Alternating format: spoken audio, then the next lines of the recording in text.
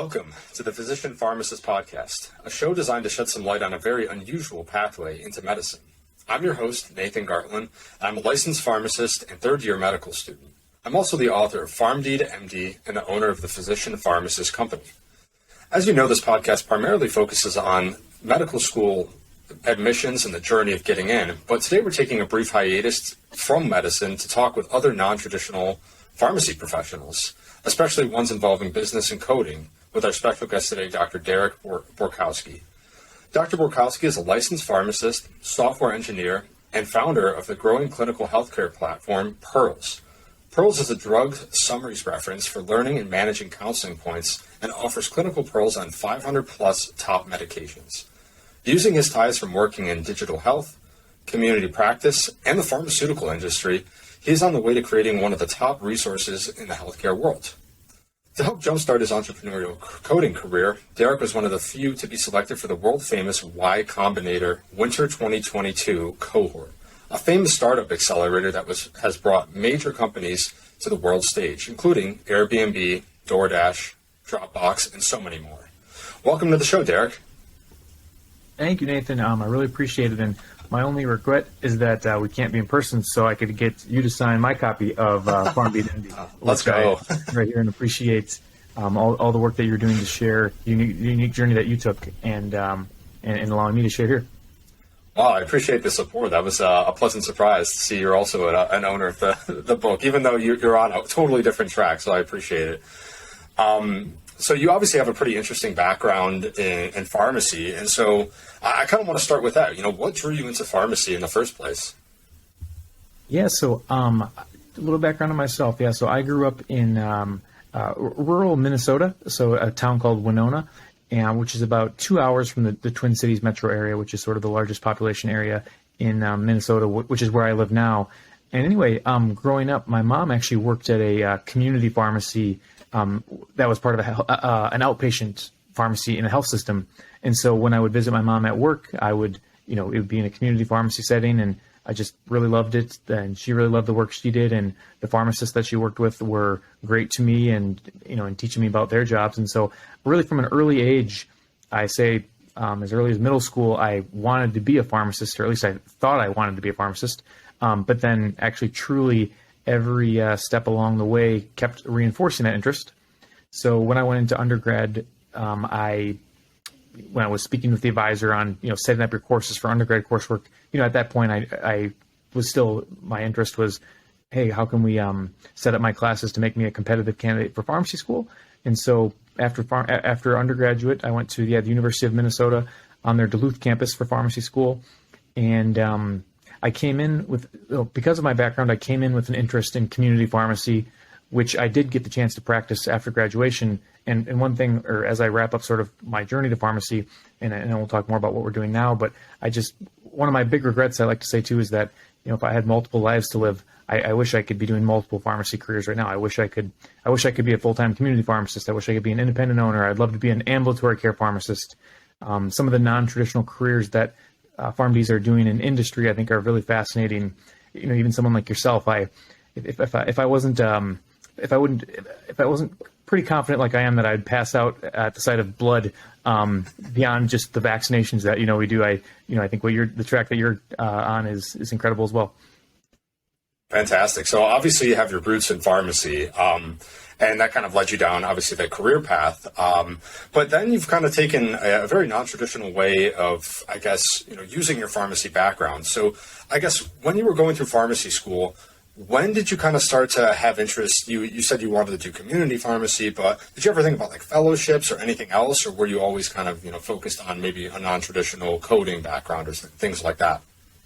Yeah, no, thanks for asking that so I can, think about it for myself beyond, I think, I would say sometime during my first year in pharmacy school, we had a guest speaker come in who was a medical science liaison working which is a role at a pharmaceutical company where, a pharmacist, among other types of individuals, but they serve as an expert that collaborates with prescribers on best utilizing their medication. And so I thought that was really fascinating. And that was, I think, the first job I saw a pharmacist in that I really sort of drew a distinction between, traditional pharmacy roles, in patient care, we typically think of the two big buckets of, inpatient or outpatient or, community or hospital, however you want to define those two the kind of the traditional pharmacist.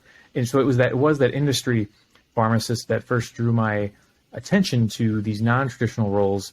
And yeah, I did actually want to go down sort of the medical affairs industry route. So I did an internship between my second and third years at a pharmaceutical company, which was really fascinating. And I did think that fellowship was something I wanted to potentially apply to post-graduation. It was around around my third year is when I did get my first interest in technology, which a couple different experiences contributed to that. So number one was just my own personal, as naive as it may sound, I was reading Steve Jobs' biography one summer and just was like blown away by like, wow, this is crazy that they can start this company and make this world-changing product, like the iPhone. And, is there any place that I can apply my, pharmacy knowledge to a technology company that's going to make the next, iPhone-like innovation? So that had me thinking about technology. Also the internship I did at the pharmaceutical company that I had my internship at was Mylan Pharmaceuticals, the generics manufacturer, who's now, they go by a different name now with their current company that they've been acquired by or partnered with. But, there was talk of digital health in the pharmaceutical industry while I was there. And so that also drew my attention to things. But it was really when I came back from that internship, I happened across another internship at a small digital health startup here in Minneapolis. So it was a company called MyMeds, which is doing really exciting work in the medication adherence space. And so they made a website and a mobile app that helped patients take their meds on time and properly. And so I, as a pharmacy student, I was able to contribute there. And that was just an awesome startup experience. And so it truly had me thinking that, okay, upon graduation, maybe I could work for a tech startup. And I was sort of angling towards that, but I did have my interest in industry still. And actually, the one fellowship that I was most interested in industry got canceled the year my cycle. And so I thought that was kind of a sign that, I guess maybe fate has decided that, I think maybe I should try and pursue this startup and technology interest. And so ultimately that interest right there sort of, and that little pathway is what brings me up to kind of what I ended up going with graduation. Wow. So you had this early exposure to fellowships in the industry, which then kind of somersaulted into a little bit more of a technological aspect of healthcare.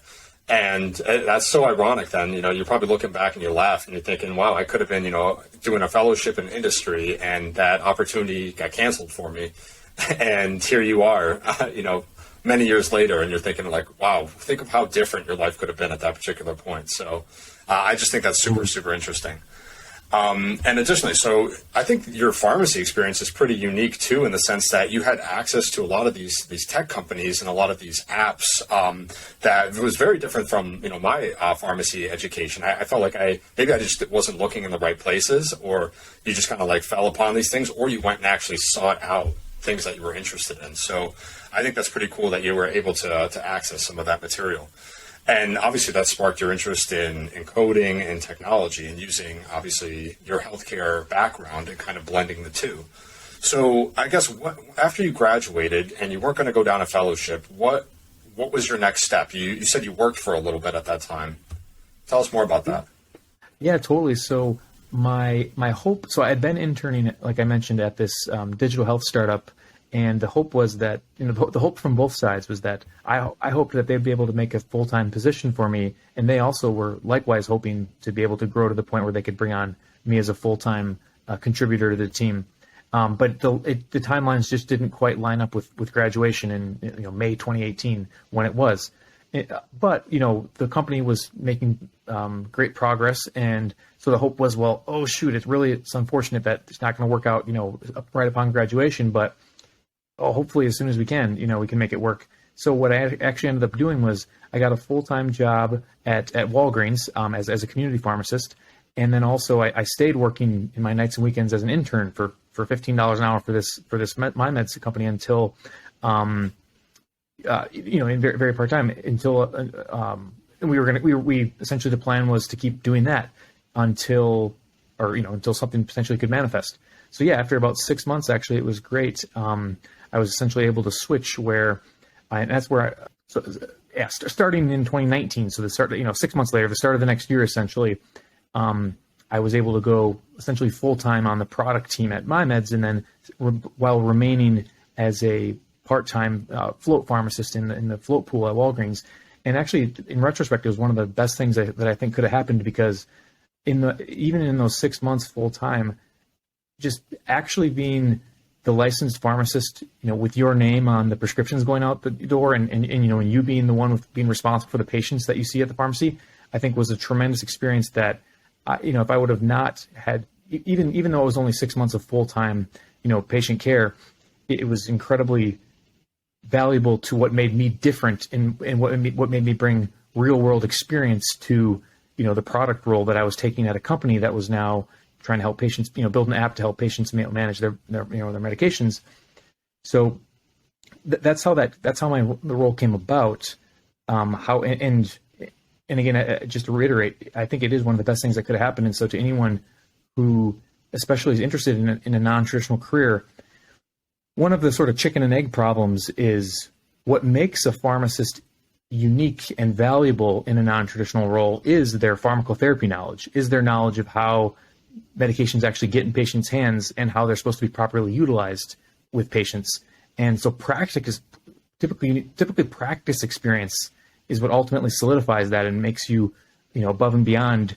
I definitely think going from patient care into non-traditional roles is something that, if anything, you become more qualified for the more that you're in a traditional role, as long as you keep your eye on the ball on what sort of skills you want to develop of the non-traditional area that you want to go into. Yeah, absolutely. I think like anyone who's in community pharmacy would definitely advocate that 6 months is plenty of time to get your feet wet.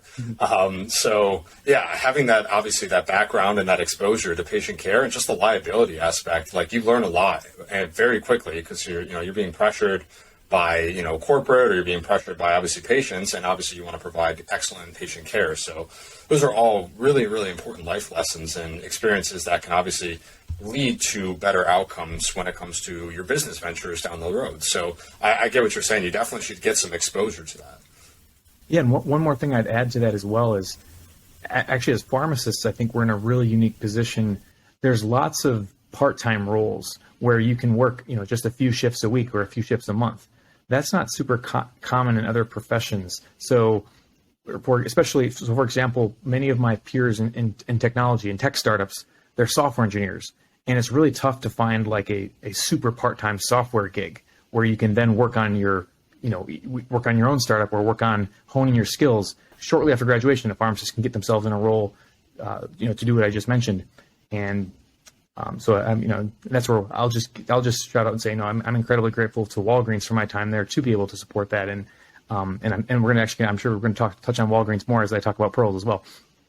Absolutely. And you're definitely right. Like getting all that, a pharmacy is just one of those unique fields where you can kind of customize your experience to how you see fit. And a lot of jobs are willing to work with you part-time. So you could be part-time at Walgreens, part-time at a long-term care, and then have, moonlight at the hospital just to cover, the night shift or something along those lines. So you have a lot of customization, which I feel like a lot of, traditional jobs working in like business or something outside of healthcare don't really give you that luxury. So definitely some great experience.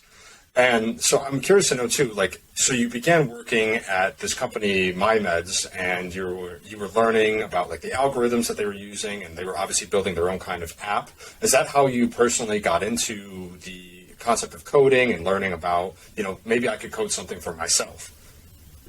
Yeah, no, or 100%. So, and even like just entrepreneurship. So, I certainly wasn't, the kid who was selling candy out of their locker or anything like that. But I would say that by the time I was in pharmacy school, independent pharmacy was actually something that I was really interested in. I was highly involved in the National Community Pharmacists Association as far as student involvement goes. So, did the business plan competition, and where you make a business plan of how you would start your own independent pharmacy. So I was thinking about some degree of pharmacy entrepreneurship early in pharmacy school, but it was that time at MyMeds that I was, really engulfed in the technology startup and how you get that off the ground and how you grow that type of business.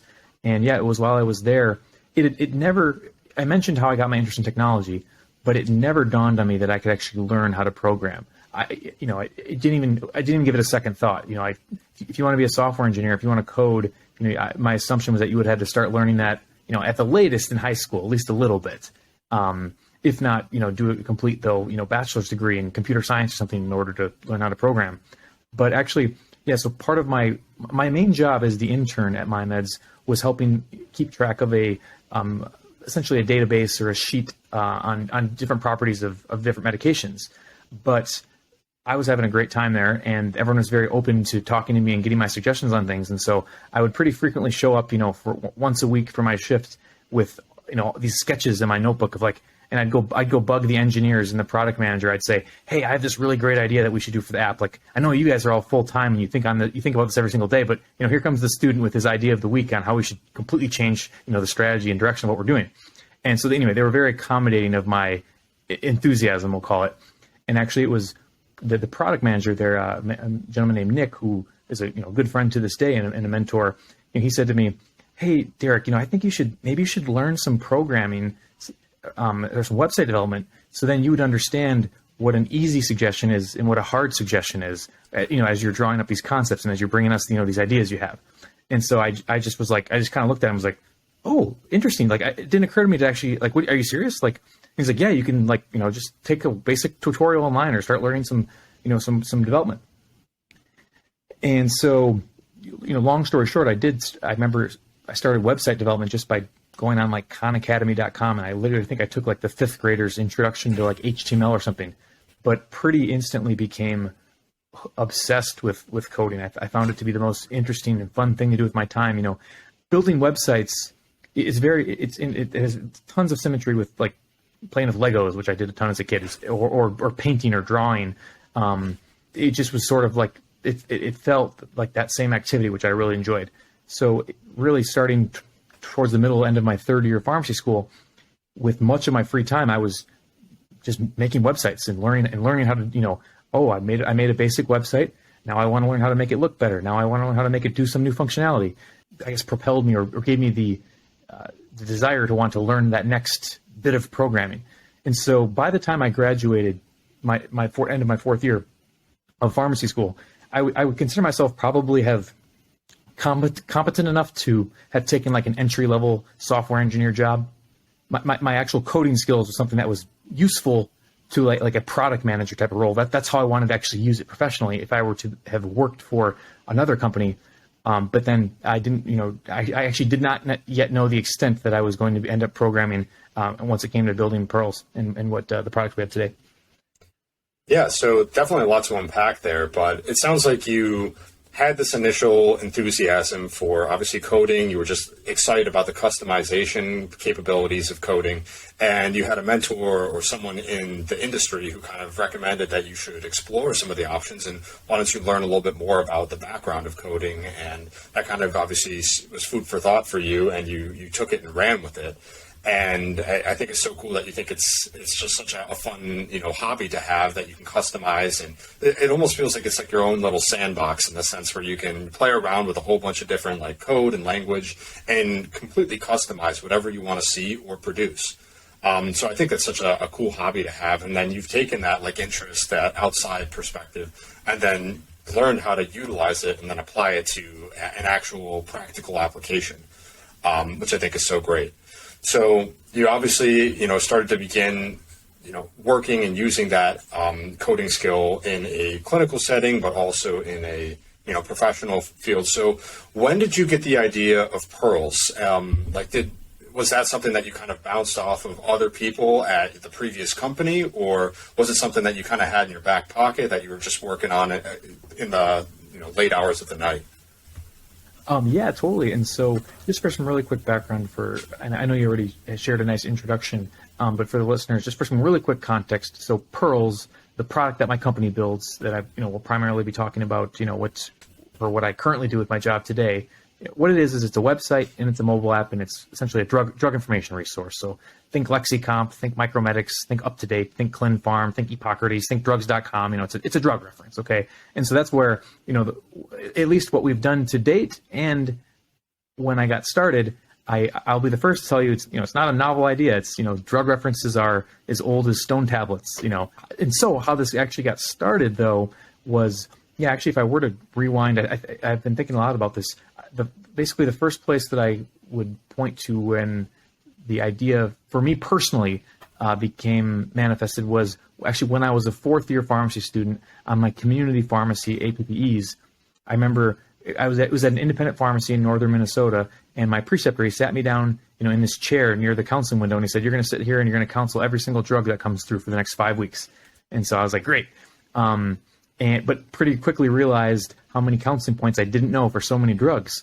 And so when I would go home in the evenings of that rotation, I was like, maybe it'd be a really fun project to get better at my own coding skills, to make myself my own little website where I keep track of the counseling points I'm learning, to really hit on in these, these short counseling sessions that I'm doing at community pharmacy. Because I found during my research during the day is that it just using, many existing references don't cover counseling points very well, especially the key points that you should hit in that short encounter that you have as a community pharmacist, or that you have as a prescriber when in the short time left after you prescribe a medication, or as a as a nurse or any other role.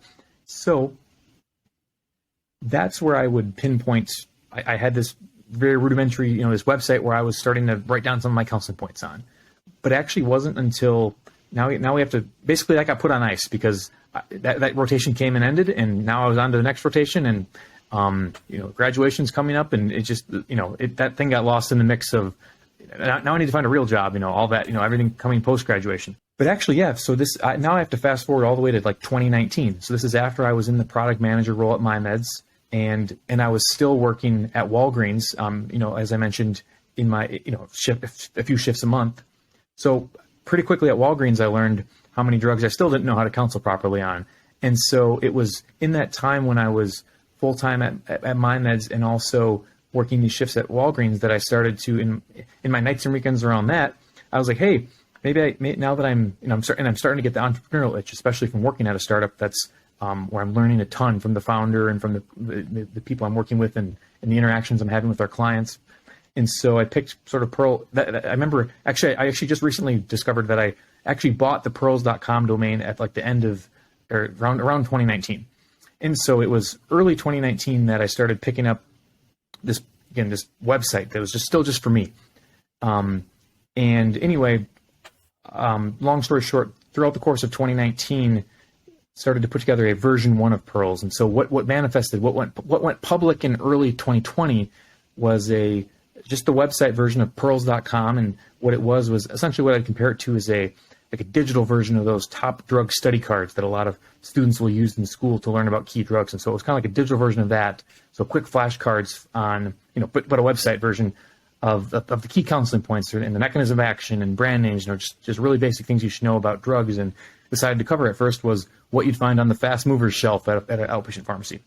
I think that's super cool that you were taking this idea that you had that you didn't actually act upon, initially speaking. You kind of did it as a fun little hobby that you started out with, and then over time you stepped away from it because obviously life gets in the way of a lot of things. But I think the best part is that you went back to it. You didn't give up on that notion that you had, and you sat down and you thought to yourself, this is a good idea. This is something that a lot of people could also benefit from.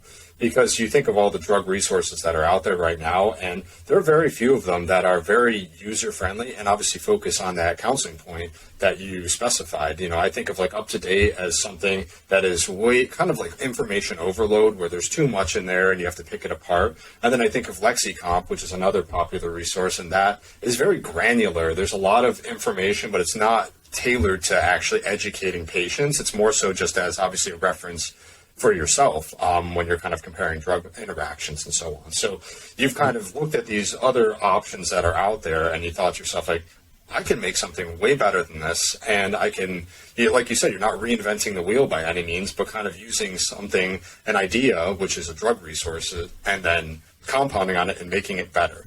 And that's what a lot of just entrepreneurial spirit is in and of itself. So I think that's awesome that you've been doing that.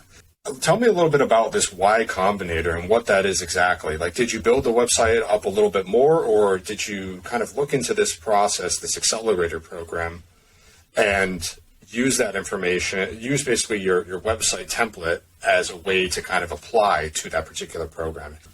Yeah, totally. So in terms of building the business, so when I started working on Pyrls, as I mentioned, in my nights and weekends around my other jobs, I didn't have any money for the business. And so part of, when I was thinking about what I wanted to build was part of figuring out was, well, how am I going to fund this operation? Is it something that I can do fully with my own money, or is it something I'm going to need to raise outside investment capital on? And sort of the ecosystem that I was in, so MyMeds was a venture capital-backed startup, and also a lot of the content that I consumed on learning entrepreneurship in the technology side was what's called built in a venture-backed startup, where you pitch investors your idea, and they give you money to help you grow the business faster. And so that's one way of building a business, and that's to contrast that with what would be called bootstrapping. So building a business just strictly using only the money you have, or somewhere in between the two would be, taking like a bank loan out for your business, which is typically only an option if you're building, for the most part, something, physical with predictable, margin returns. So, for example, opening an independent pharmacy, how most independent pharmacies are started when they're funded is taking out getting a bank loan or a credit union that specializes in, that type of business, same with a restaurant, et cetera. So, but because I was building an internet business, it was my plan early on how I because one of the hardest parts of Pyrls obviously is, where's all the drug information going to come from? Because once I had the idea that what I wanted to build, my goal was to cover all of the medications, like the incumbent references that we've already talked about. And so the plan I had for how I was going to build this business was, in 2019, I essentially built this prototype where I built what I wanted the drug pages to look like, and I typed in the information for just a few drugs. So I think one of the first drugs I think for sure was in there was like hydrochlorothiazide and maybe lisinopril. So I picked just two common drugs, and I built, the product, but it only contained those two drug pages because obviously there's a ton of information for every single drug. So my plan was, I'm going to take this product and I'm going to pitch venture capitalists, this prototype and say, I'd like your investment money so that I can go license the drug data to be able to plug into this interface for all of the other medications.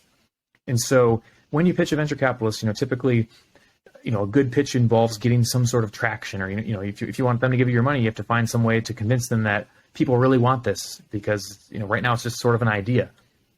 So how I went about doing that, I have to give a ton of credit actually really early on to my now wife. So I was not very active on Instagram. I still barely know how to use it. But Pyrls, we actually have a pretty big Instagram account. So we have like nearly 17,000 followers. And actually, our account was started in the summer of 2019 because when I was typing out these first few drug pages, my wife said to me, she's like, you should share some like Instagram posts about the counseling points that you're plugging into these, these early drug pages. And so I was like, oh, okay, that sounds like a good idea. Then we could start like making some building up some hype for it, before we actually launch it.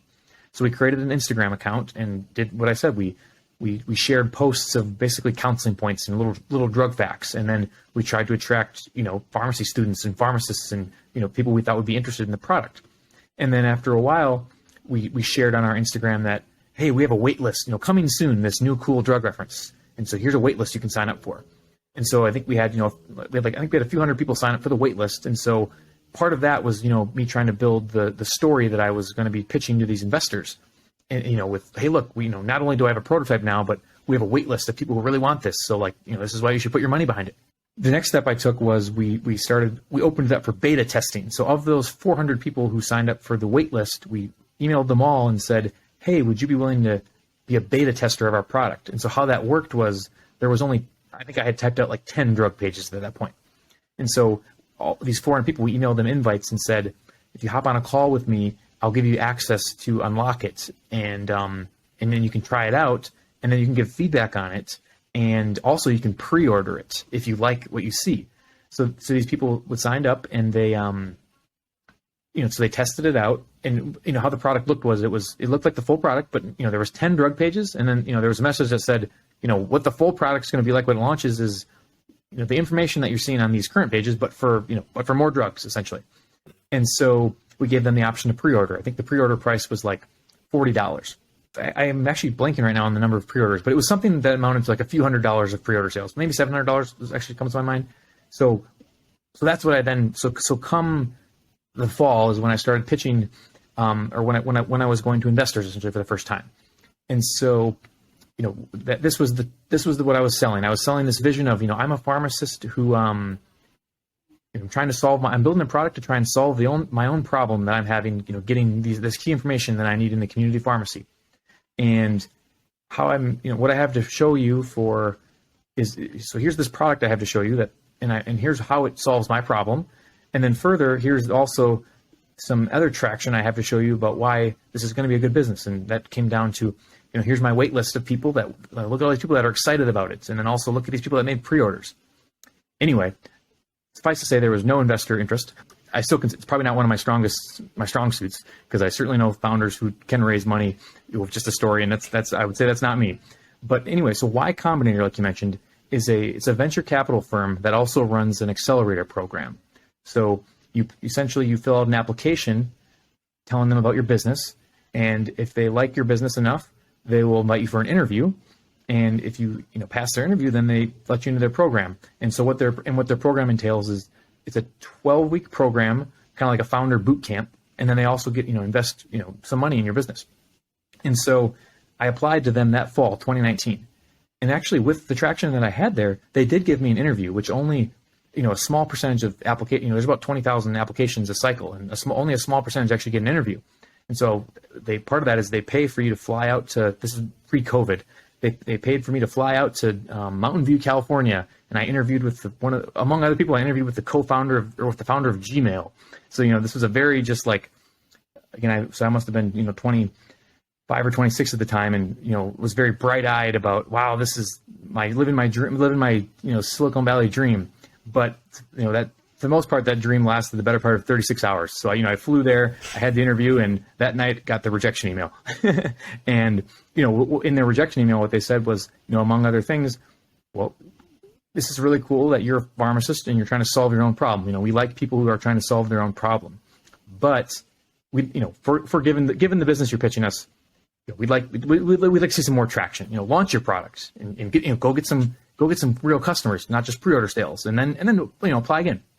So I was like, okay, well, I guess that's what I maybe have to do then. And actually, just getting that interview maybe falsely gave me some conviction that I wanted to go do this full time. And so, yeah, starting at the start of 2020, then when I mentioned the product launched, I actually did step out of my full-time roles at MyMeds and at Walgreens. I was still in the float pool at Walgreens, and said, I'm going to go full-time on this. And so, we launched the product in January of 2020. And I think we made like $300 or $400 in January. And I was like, well, this is cool. I guess that some people paid, but this is bad news that I've left my full-time salaries and that I have student loan payments and paying the bills, but I had some money saved up, and okay, I guess we'll see how this goes. Anyway, I remember like 4 months later, it's like April. So after 4 months of hard work, I remember we had $0 in sales that month. And I was like, oh, this is really not good. And actually, so Y Combinator takes applications twice a year. And so I must have been around that same time. I think actually right before the month of April ended, I sent in my next application, because we did make some money in January and some money in February. So I applied again and said, hey guys, remember me? Like, I just interviewed with you. Well, I got some paying customers. We launched the product, and we got a couple of paying customers now. Would you interview me again? Would you consider me again? Anyway, no, didn't even get an interview the next time. And so anyway, so it's April of 2020. We just finished a month with 0 sales. And so, I don't know, among other things, what's going through my mind though is, I know why there's not any sales. Like, this product is very new and it's very rudimentary, and it's not, it's not done. Like, this right now would not help me at the pharmacy in the way that I, dreamed and imagined. And when it doesn't scratch the itch yet that I have. And so I just want to keep working on this, because I don't care if nobody else likes it right now. Clearly nobody else likes it. Nobody bought it in April, but I'm building this for me. And so I'm very grateful to my now wife. We essentially made this plan that, I need to find a way to pay half of our bills, either through extra shifts or through my savings or through making money from Pyrls, actually. And so it worked out really well, where we set a hard and fast rule about how we're going to proceed. If we stay within these constraints, I'll keep working on this. If I don't, then it doesn't make any more sense. And so anyway, by the end of 2020 is when things started to kind of move forward. So I remember it was like, later in the year, it was the first time we started making over $1,000 a month, and like, oh my goodness, like, really exciting stuff. And I can get more into the details of how, some of that came about, but long and short of what it came, two lessons of what it came down to was, well, number one, by the end of 2020, I think the product started to take some semblance of the form that it's in today, which, I think is a truly useful, clinical resource. And so that's where, if there's two people I'm going to be grateful to on this call, remember, I already mentioned Walgreens, just, but let me mention Walgreens just as a proxy for the profession of pharmacy, to allow me to work in that role to support myself while I was building my business. And then the other people, certainly my early users. So those people, that bought, especially really early, we wouldn't be here today without them. And even people who are buying now, you don't need AAA if you got Pyrls out. Just give me a call. If you're on the broken down the highway, I would proverbially die for my customers. We're very grateful for their support. Yes. So by the start of 2021, things were starting to move in the direction of where they are now today. Yeah, definitely a lot to unpack there, but I think it's just so fascinating that you have taken a lot of this adversity and a lot of the, ups and downs of obviously, creating this product that you have a passion for, and then trying to show the world how important and how useful it can actually be. I think that's something that a lot of creators, struggle with, is manifesting that vision that you have inside your head and where you want it to be, but where the product actually is at that particular time. So I think it's just great that you obviously got rejections along the way when it came to, the Y Combinator at times, as well as the investors. When people aren't buying your product, it hurts, especially when you're sitting there, investing hundreds of hours. You quit your job, for goodness sakes. So I definitely applaud you for that. Yeah, and I guess I should finish the Y Combinator story real quick. Apologize there. I left us hanging after rejection number 2. So yeah, actually that fall came around, fall 2021. So like I mentioned, we were starting to get some progress. So I applied again, of course. Still rejection. No, no interview. Nope. Anyway, spring of 2022. So again, we're another 6 months gone beyond. I applied again to Y Combinator. But basically my plan at that point was I was going to keep bootstrapping it, with my own money and keep just, especially because already being 12 months in, I'd found sort of a repeatable process of working with colleagues to add and maintain the medication pages we were adding. So I'm like, well, at this point, we've already invested so much time in our own in-house drug information development. Maybe we'll just keep that going, as opposed to trying to raise money for the pure purposes of licensing information. And so, yeah, third time that we applied to Y Combinator. So again, they have biannual applications. So every spring, you can apply for the summer batch, and every fall you can apply for the winter batch. So spring 2022, we're applying for the summer batch. And anyway, got an interview again. Oh, wow. So this is our 4th application. They want to, now they're ready to interview us. And so had a really, exciting interview. And I thought it went actually pretty well. I thought it went way better than my first interview. Got rejected again, of course. And so anyway, over the course though of the summer of 2021, apologize. I was actually off by a year there.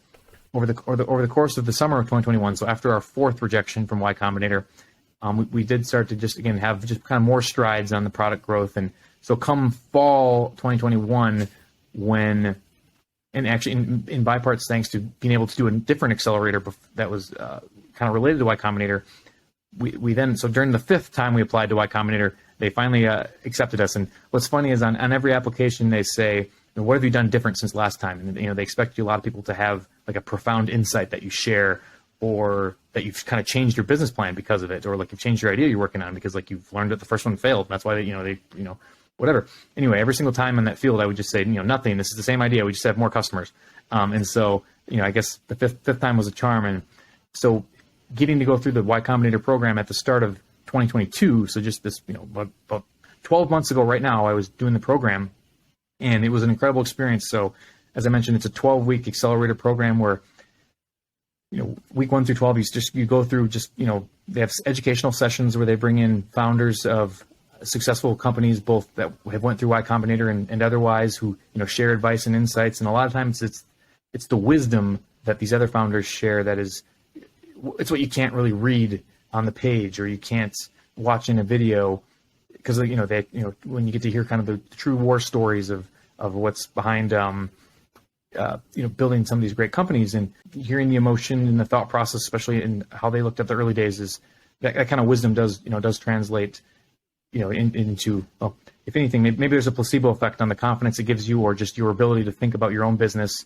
So anyway, it was a great, the program still actually, even though the 12-week program's over, it's a broader community that continues to be, very supportive of all the efforts we make today. So sorry, that's just to close the loop on the Y Combinator piece. Absolutely. I mean, you pretty much did the equivalent of send a letter every single day until you get a response. And it worked out in your favor. And I applaud the persistence. Obviously you're kind of making adjustments as you went along the line and trying to, build up, because you believed in your product. And I just think it's fascinating that you were able to kind of bring it to fruition, this dream that you had. So I'm curious to know, too, as you were kind of progressing through, you mentioned co-founder. So were you working with any other people, or? Yeah, so early on, actually, I started this by myself, but then, so as I mentioned, the better part of the development of what's currently Pyrls started in the early part of 2019. And so luckily for me, a lot of my friends who I graduated pharmacy school with were in the middle of doing their residencies, and a lot of them, or they were 8 months into practice. And so I essentially ended up twisting the arms of some of my good friends from pharmacy school who were now, budding specialists in different areas, ambulatory care, oncology pharmacy, inpatient pharmacy, community pharmacy, et cetera.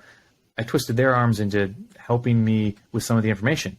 But how we did things was essentially I would draft all the content, and then I would get them to review it, for what they see in practice, and shed their expertise on it. Or I would call them in advance of, hey, I'm about to start working on this topic.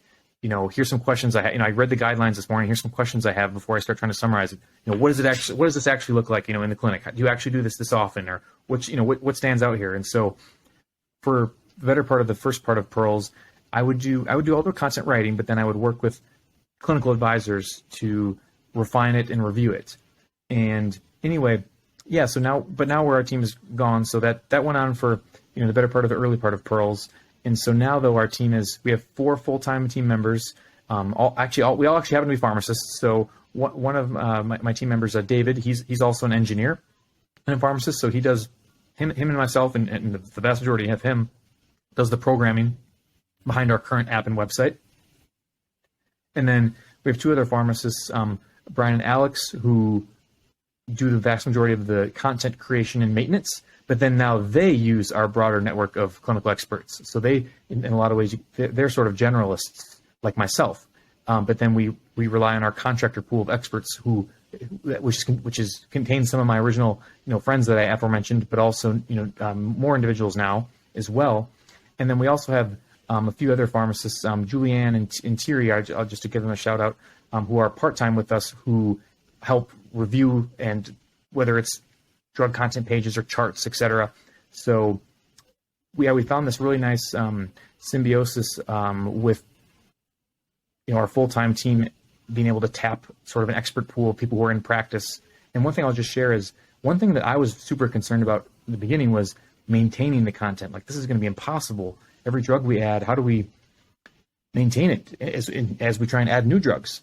And actually, I learned that just drugs actually don't update very often in a lot of areas. So Pyrls, for the most part, even now, we really only cover well and deeply meds related to chronic diseases, outpatient meds. And so, really the only things that change about a drug are sometimes drugs get new indications, but typically new indications only occur for drugs that are relatively newer. So old drugs don't get new FDA-approved indications. Certainly there can be, off-label use that comes about. But indications, so those, and again, that doesn't change very often. The other thing that could change is maybe a new black box warning comes on a drug, or a new warning, or they get removed. Sometimes that happens.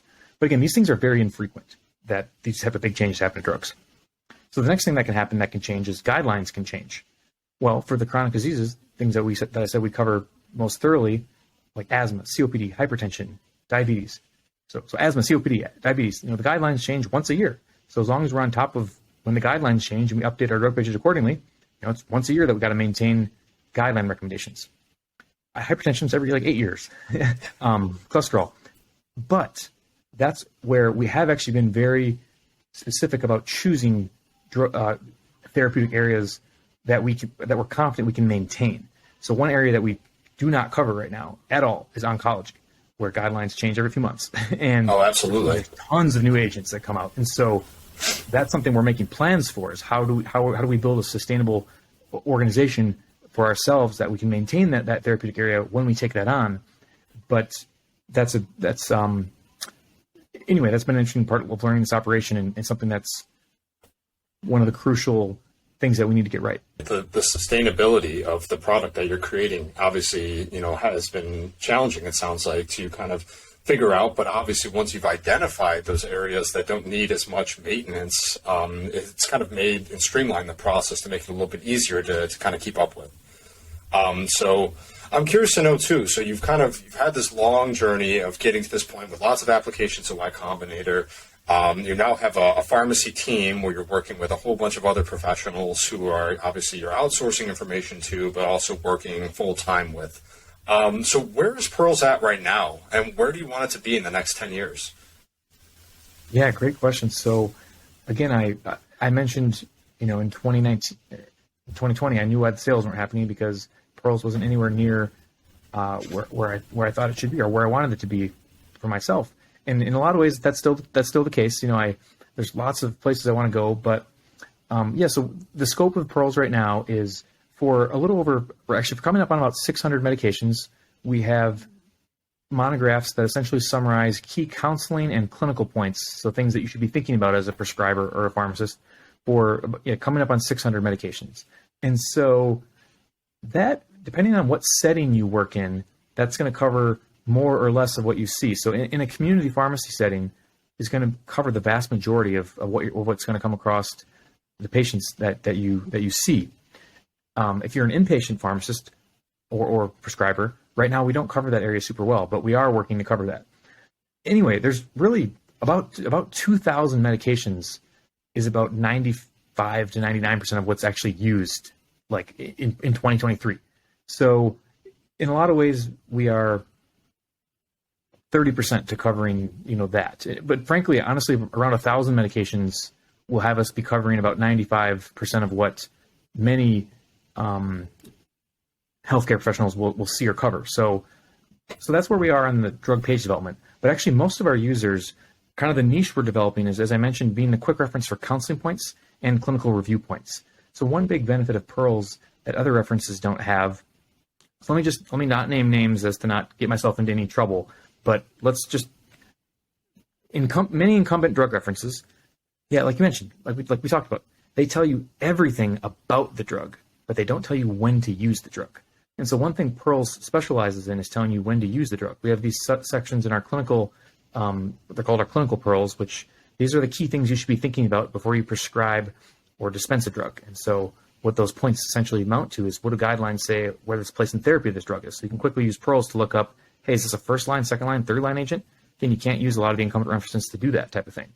And then also the quick counseling points I mentioned. So in the toolkit of most clinicians right now, Pyrls is a supplement to other references that they're typically provided to them by their employer or the university. We're just, in one sentence, where we're ultimately going is, we want to cover all the information for all the medication. We want Pyrls to be a one-stop shop for whether you're referencing information, or whether you need your CE or your CME, whether you want to just assess yourself as you're getting ready for boards certifications. We want Pyrls to be sort of the one-stop shop for medication information, pharmacotherapy information, for all healthcare professionals that have to deal with pharmacotherapy decisions. Yeah, absolutely. I mean, that's a great vision right there. I think it's interesting, too, because it's obviously started with your pharmacy origins, but this is a tool that I think would be very useful in a lot of different clinical settings, whether you're, in a different profession like nursing, or obviously if you're in the medical field. I feel like just with medical education, there isn't a very strong emphasis on understanding medications at all, or understanding the prescribing techniques for them, or the counseling points that you come across. So I feel like this, application would be something that would be very applicable to like everyone in my obviously medical school, but medical schools across the country as well. So I think there's a lot of room to grow with this product that you have. In my very biased opinion, I agree. Fantastic. Fantastic. Well, we're getting towards the end of the interview here, and so I'm curious to know, do you have any last-minute advice for individuals who are, following a similar pathway to you, where they're sitting in community pharmacy or an inpatient pharmacy, and they have this idea or this business venture or just interest outside of medicine as a whole, and they're kind of like scared to take that next step or take that leap of faith like you did, where you just quit your job altogether, or took some time away. What advice can you offer to those individuals who are kind of nervous about that next step, and where do you think they should go with it? Yeah, the first thing I'll say is I think that there's many ways to go about something that someone desires. Like, let's be even specific. Like, okay, you're a pharmacist, or you're another clinician, and you're in a traditional role. Maybe you're in a traditional or non-traditional role, and you want to go start your own business, etc. First thing I'll say is there's multiple ways to do it, and it's very much to each their own. So I've heard tons of bad advice over my last 3 years, and it typically is people saying that the way that they did it is the only way to do it. So like one common thing is people say, how should I learn how to code? Should I do a boot camp? Should I go back and get a degree? Or should I self-teach myself? All three of those ways work. It just depends on what your learning style is. If you want to start, so if you're a pharmacist and you want to start your own business, should I quit my job completely? Or should I keep moonlighting and spend half my time in my current job and half my time building my new venture? Or should I do 10% of my time in my current job and 90% of my time in new venture? Any of those ways work. It's up to your own risk tolerance, your own special situation. A lot of times, especially if your business is related to healthcare, like say there's an idea you have that you want to start, and it's probably because of a problem you're trying to solve for yourself in your current pharmacy role.